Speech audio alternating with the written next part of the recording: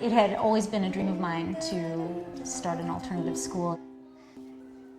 This old voice in my head that's holding me back, telling that I miss our little talks. And though the truth may vary, this ship will carry our bodies safe to shore. Yay! I want to be in an environment with kids who want to be there, and I want to, lead discussions and conversations, and share ideas and dreams, and try and make those things happen for people. A major is like it's like this, right? Yeah. So one of them is the ability to And I don't want to make them do things. I want to enable them to do things.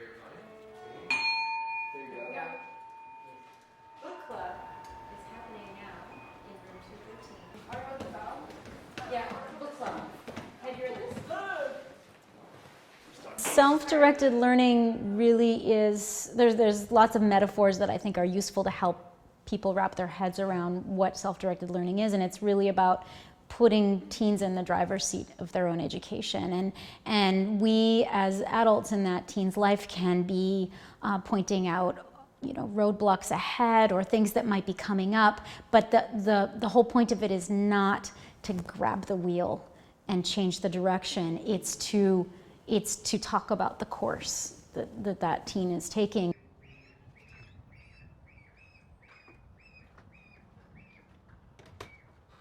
Emma performait très bien à l'école, avait pas de trouble du tout avec ses cours.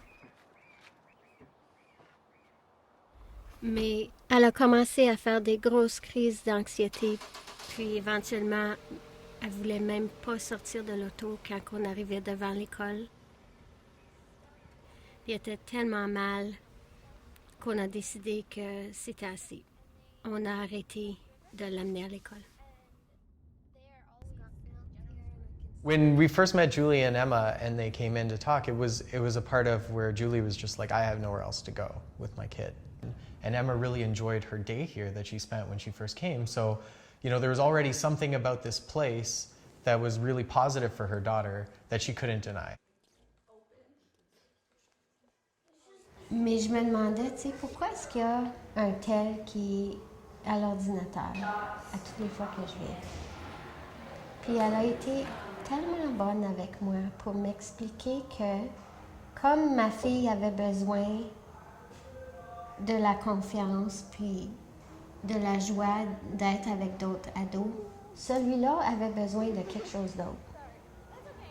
Puis qu'il y avait souvent une période d'ajustement, puis que lui avait eu un temps très difficile à l'école, puis il avait juste besoin de faire juste ce que il voulait faire. It's really about trusting young people, trusting that they want to learn, that they will learn, that they will get there. And it can feel, I really empathize with parents. I understand how scary that can feel because you want to equip your child as best you can to succeed in life. So I understand that fear. What classes do you do to start? Art and science? One of the things that I tell them is, attendance is voluntary. No one's forcing them to be there. In fact, we're not even forcing teens to be in the center. We're not taking their attendance while they're here or tracking where they are during the day. And sort of that release of custodial functioning that we're, absolving ourselves of is really powerful when you see teens here every day. They have the choice of being anywhere else, but they're still here. So you don't have to go to classes. No. But you do go to classes. Yes. Why? Because they're fun and enjoyable, and because I get enjoyment and I learn out of it. Out of curiosity. But once they really accept, once they really understand that we will honor their no, that we will honor their disinclination to do something, then they can start saying yes to things. Stop the incessant whimpering. It's driving me crazy. That's with me again? Why are you trouble, man? I'm just trying to help Ed. Yeah. And they can start really figuring out what it is they want to do. This is a piece, that's broken off of that one. And you can tell the kind of pine with these little clusters of the needles. Great. But look at how they're so close together. Oh. Well, just because this shows how he walks, right? A striped skunk. It's a skunk! That's what I thought. And then as they do that at younger and younger ages of exploring different topics, finding their strengths, what they really enjoy pursuing, then they'll be able to discern better what is worth their time, what's worth stopping at, and what's worth really exploring. I'm filling these with water so they can be converted to hydrogen and oxygen. And it really gives them the freedom to dedicate the amount of time that they choose to whatever topic they want to learn. That is complete. So next we plug it in. So here's some hopefully hydrogen and hopefully oxygen, which when burned together will produce some hopefully water. So you don't really want things because they're being required of you. You want to do it because it feels right and because it feels like you're enabling yourself to get to where you want to go. Yeah, one nice thing about burning hydrogen and oxygen is that there's no CO2, it just makes water vapor. Yeah, so... Any questions?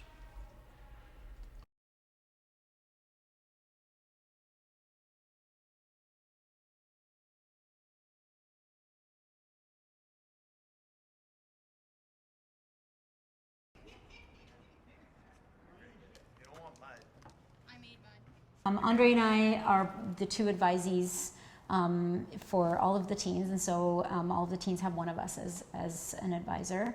And so in those advisee meetings, we talk about how are things working for you? What are you interested in? Do you have any class requests? Do you have any tutorial requests? I know that you're pretty set on going into animation, but do you see yourself pursuing any kind of study about animals further? Yeah, because there's also ways of getting involved, right, with volunteering, like they do bird banding. Oh yeah, right? That's cool. Where they I feel like that would be kind of enjoyable. And we can be allies with the teens, but at the same time, we can also talk to them about what their responsibilities are, and are they, really holding to those things. They listen to other birds. Are we getting to that? Yeah, we'll get to it. Yeah. There's a pretty dissection of it. It's really clear dissection. Yeah. So these are, there's the trachea and the bronchi here. J'ai vu que Emma était contente, puis que quand je lui disais va t'habiller pour l'école, elle avait un sourire, elle voulait y aller. En revenant de campus dans l'auto, elle me parlait des choses qu'elle avait appris. Elle était intéressée. Just real quick, have you guys seen this image before? Yes. He was protesting against the Chinese government that was 25 years ago. He was protesting against the war. Exactly. Protesting against the government there in China. Puis elle avait de la passion. Tu sais, avant, c'était comme, il faut étudier pour l'histoire. Qu'est-ce que tu as fait aujourd'hui? Rien. Mais en revenant de campus, elle était non seulement heureuse, mais elle avait appris des choses que moi, je trouvais super intéressantes. Puis elle voulait en parler, puis elle était excitée d'apprendre. They're comparing the defendant's blood to the blood found on the defendant's clothes. Right? I know, but it's more similar to the victim. Oh, see, that's the thing. It's more similar to the victim's blood, and therefore they can be like, why is the victim's blood on your clothes? This notion of modern schooling is just that. It's a very modern thing. Many people who are involved in self-directed learning and concepts of democratic education would say is actually more natural to how human beings have learned throughout our human history, which is mentoring. Learning by doing, all of those things is deeply rooted in human history. Mm-hmm. How do you learn? You just do. Learning happens everywhere. You learn about things by experiencing them. Write 2 pages of something you can't deny. 2 pages of what got left behind. We're all born with certain strengths and inclinations and interests. It's just along the way, those things get put aside in the service of the curriculum, that the demands of what every person should know. Self-directed learning does not mean an absence of rigor, and that quite the reverse. It can allow someone to go very deeply into a subject matter. It's much easier to go through school and do what most of your peers are doing and be told what to do. This path demands that you really think about what you're doing, and oh my God, this is my education, this is my life, and what am I going to do with it? That's a much more scary prospect and demands much more responsibility on the part of someone than just going along and being told what to do.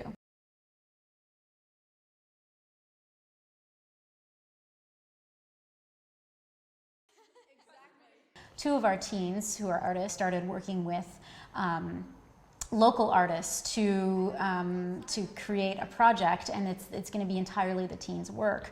And they're really walking them through the process of what is it to be an artist, and how the business outside of that as well. And so they'll be putting on an art show in June.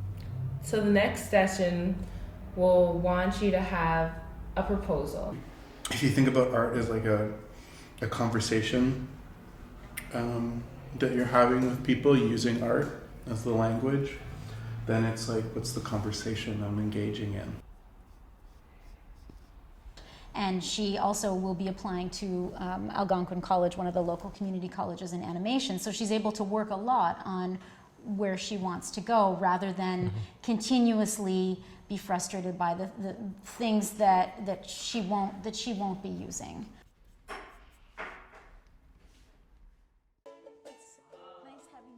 I'm happy to be back. The relationships that we're able to have with the kids at Compass, it's what makes people dream about wanting to be a teacher. It's just that in many mainstream public schools, it's very difficult to cultivate those types of relationships. The system just makes it very difficult. Whereas here, the system is all about enabling those relationships. And so we really enjoy the teens who come here. They're just interesting, quirky, lovely people that we get to be lucky enough to get to know and mentor and teach and interact with. So that's what makes it so special to be one of the adults in this space.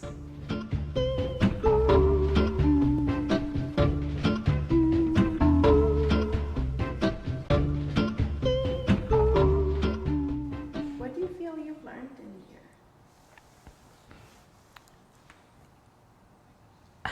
How to be happy.